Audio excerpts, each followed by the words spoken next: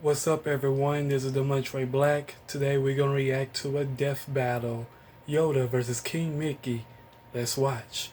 You to Harry's for sponsoring this episode. Too often, we gotta choose between quality and a fair price. But with Harry's, that ain't a problem. For a limited time, Harry's is offering their starter set plus a free body wash for just $3 at harrys.com/death. Harry's delivers a close, comfortable shave at only $2 per refill. Again, for a limited time, Harry's has an exclusive offer for you guys. New customers can get a Harry's starter set and a free body wash for just $3 at harrys.com/death. That's a $16 value for just $3. You'll get a 5-blade razor, weighted handle, foaming shave gel, a travel cover, and a travel-sized body wash. It's an incredibly great deal, but act fast while supplies last. Go to harrys.com/death to redeem your offer.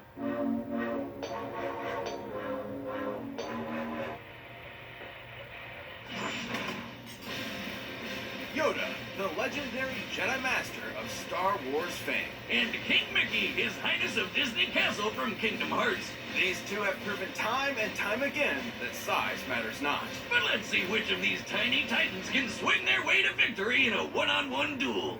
He's Wiz and I'm Boomstick. And it's our job to analyze their weapons, armor, and skills to find out who would win a death battle.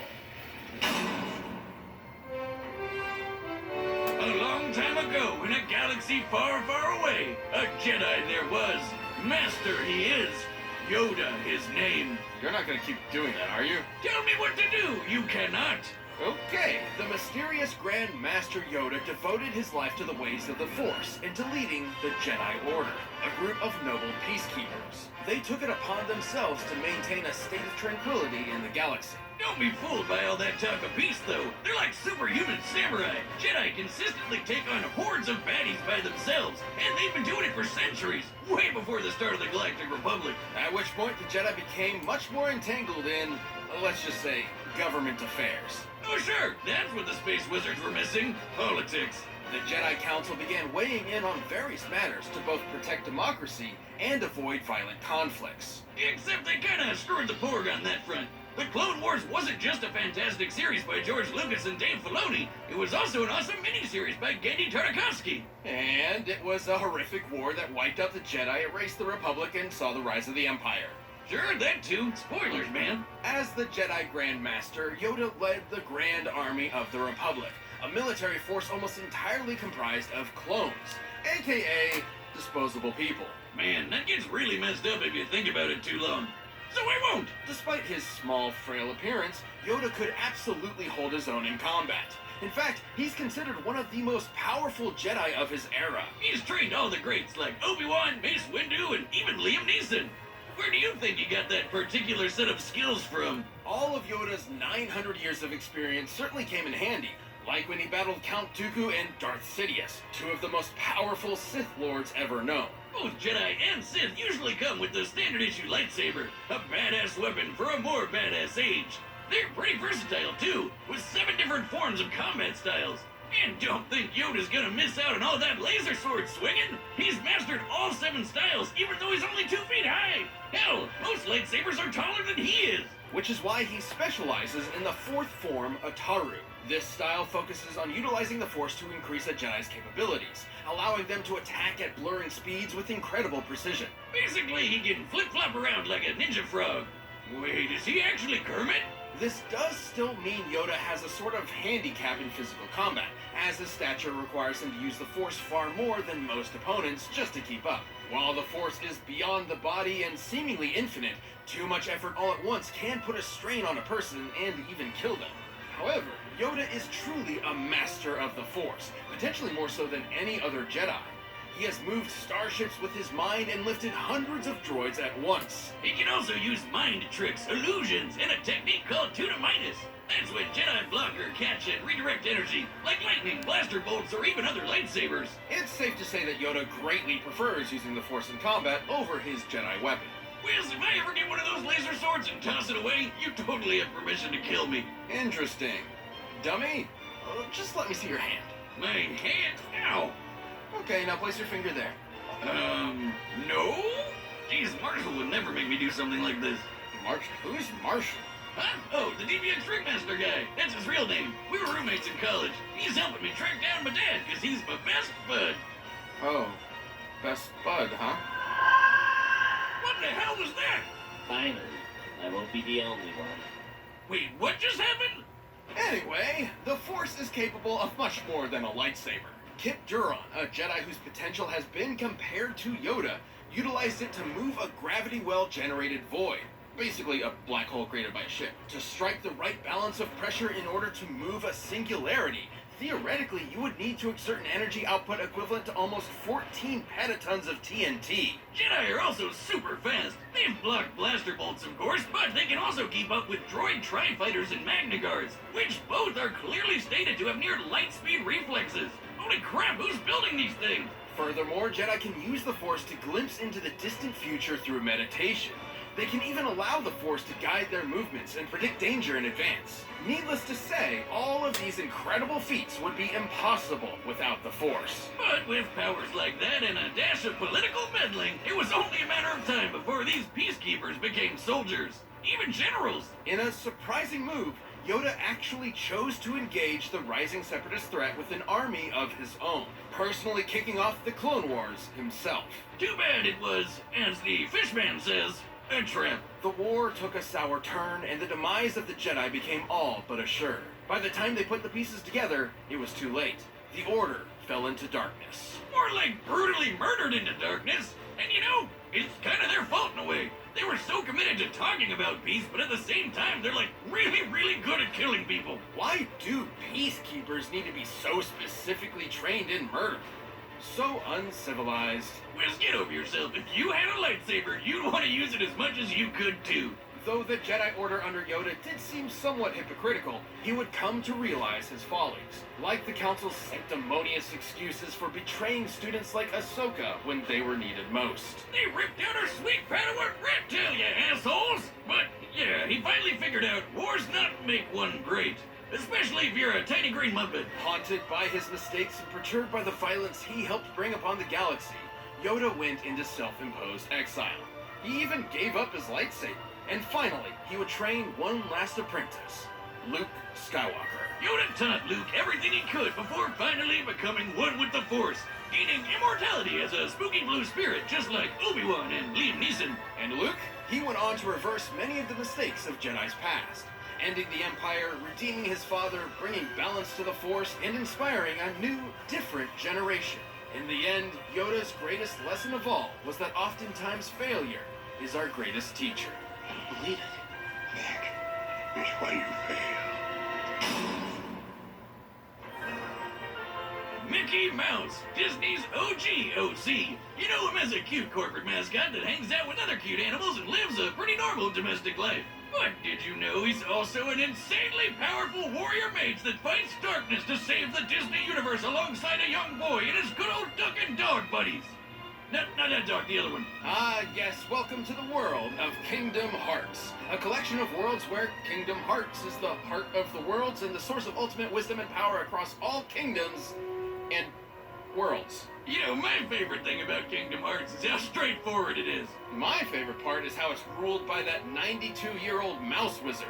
Yep, here he isn't just Mickey, he's King Mickey, the ruler of Disney Castle and the leader of the Guardians of Light, a group of Keyblade wielders who combat darkness. King Mickey and the other Guardians, like Sora, remember him, protect the worlds using magic and powerful weapons known as Keyblades. Those things are the real deal. They can perform a whole bunch of spells, deflect lasers, and even unlock almost anything. Get it? Is there keys? Mickey swung a lot of keys around, but his current infest is his star cluster. The king underwent rigorous training as an apprentice to the great sorcerer Yen Sid. After some incidents involving a few too many brooms, he eventually became a sorcerer and Keyblade master himself. Keyblades are basically like wands that can channel the user's magic for spells like Pearl, Mind Shield, and Faith Volley, which are all based on light energy magic. He can also heal himself and others with Curaga and Healing Light, and that's honestly still just the tip of the iceberg. With the Stopsa spell, he can freeze time for the length of an entire battle. Damn! Then there's Mickey's most powerful and most legendary spell, Ultima, which is basically a massive, devastating release of all of Mickey's light magic at once. The only downside is these spells do require a lot of magic energy to use, which is also limited to Mickey's own energy. Also, he does need the Keyblade to channel it, There's not much the mouse can do without his Keyblade, except for be a cute and cuddly mascot. Well, even if he does lose it, Mickey can immediately summon the Keyblade back to his hand. Whoa, let me try. Boomstick, if you really want another beer, just go get one. Oh my god, it works! No, it was just me. Well, Keyblades can also be used to lock worlds and doors in order to keep out Heartless, which are corrupted beings split from the darkness of a person's heart with a desire to consume. Wait a second, Wiz. Pluto is a dog, but so is Goofy. But Goofy gets to walk around and fight with Sora and Donald, and Pluto just eats and sleeps like a normal dog. This must mean that Pluto is Goofy's Heartless. Do you have a concussion? Oh, always. On top of all of his advanced magic, Mickey's mega tough. When Heartless stack up, they can form a huge mass and take the shape of a giant twister called a Demon Tower. And Mickey's tanked a couple beatings from him. He's also survived this huge explosion from when the Keyblade was destroyed. Yeah, it means the X-Blade. It's just pronounced like Keyblade, even though it's just one Keyblade. The series is so confusing. Most Keyblades are capable of equally incredible feats. Sora could slice through several buildings with his Keyblade, and Mickey's rescued him on more than one occasion. Which makes sense, he's the leader after all, and can match any of them in power. But Sora's no joke. He went up against Hercules, a demigod that launched a 1,600-ton rock titan into space. But that's nothing compared to his dad, Zeus. That guy can move stars, and not even he can compete with the foes that Mickey's tangling with. The Guardians of Light and their Keyblades are immensely strong, but they also have great speed to match. Roxas's heart was able to move far above the speed of light in order to travel across galaxies, from the Radiant Garden back to the Keyblade Graveyard in a matter of seconds. What? And like any great ruler, Mickey's also remained a constant pillar of hope for all, even during some of the darkest times. And with the help of his friends, the king was able to bring the darkness to an end and stop Xehanort, a Keyblade master hell-bent on getting the power of Kingdom Hearts. While Sora battled Xehanort, Mickey and the rest of the Guardians finally closed Kingdom Hearts for good, preventing the power from falling into the wrong hands. That mouse had it all figured out. The real key to saving the world is your friends. If each one of them also has a super powerful magic sword, that's also a key. Despite his long journey, King Mickey never wavered and led the way with his optimism, perseverance, and most important of all, the light inside. Now, Sora, let's close this door for good. Don't worry. There will always be a door to the light. All right, the combatants are set, and we've run the data through all possibilities. But first, if you want some extra force in the sack, try out Blue Chew. This episode of Death Battle is sponsored by Blue Chew. Blue Chew is a unique online service that delivers the same active ingredients as Viagra and Cialis, but in chewable form and at a fraction of the cost. Blue Chew is an online prescription service. That means you can say goodbye to trips to the doctor's office, awkward conversations, and long pharmacy lines because Blue Chew ships right to your door in a discreet package. It's an easy process. Go to BlueChew.com to sign up, consult with one of their licensed medical providers, and once you're approved, you'll receive your prescription within days. All of that done online. I think that's pretty amazing. And if you don't like swallowing pills, that's no problem either. Blue Chew's sildenafil and tadalafil tablets are chewable. It's overall super easy to use. So if you could benefit from the extra confidence when it's time to perform, visit BlueChew.com for more details and important safety information. And we've got a special deal for you guys. Try Blue Chew free when you use our promo code DBC at checkout. Just pay $5 in shipping. That's BlueChew.com, promo code DBC to receive your first month free. And we just wanted to say thanks to Blue Chew for sponsoring this show. But right now, it's time for a death battle!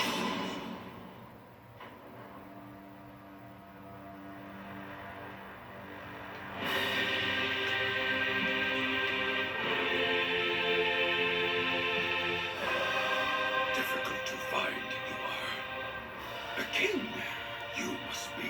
And to challenge me, you must be a master.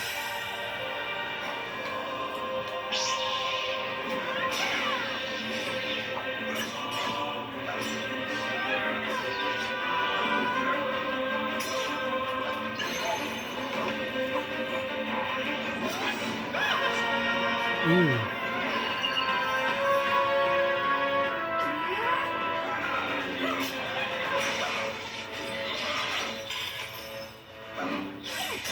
wealth of power I sense in you. If you say so.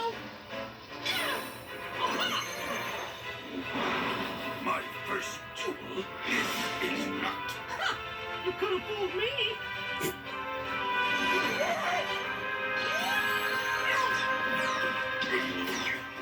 Brute you are! That size matters not! Right back at you, pal. Hot dog!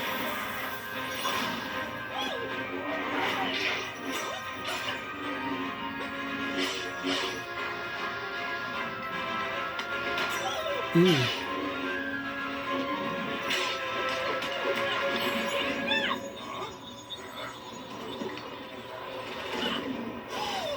path to victory. This is not the Force I must trust. Oh gosh.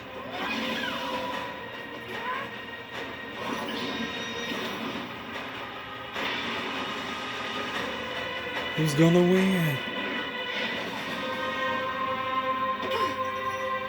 You sure are strong. But it's time to end this tussle.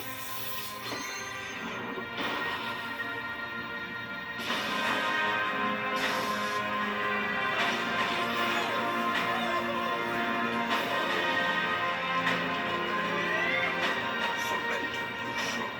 The power of the Force you have not. I can try. All I need is the light.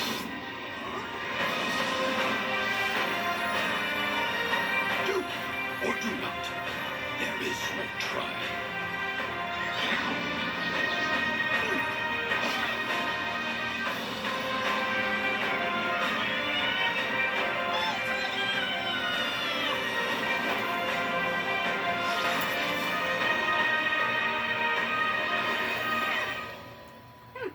What a shame.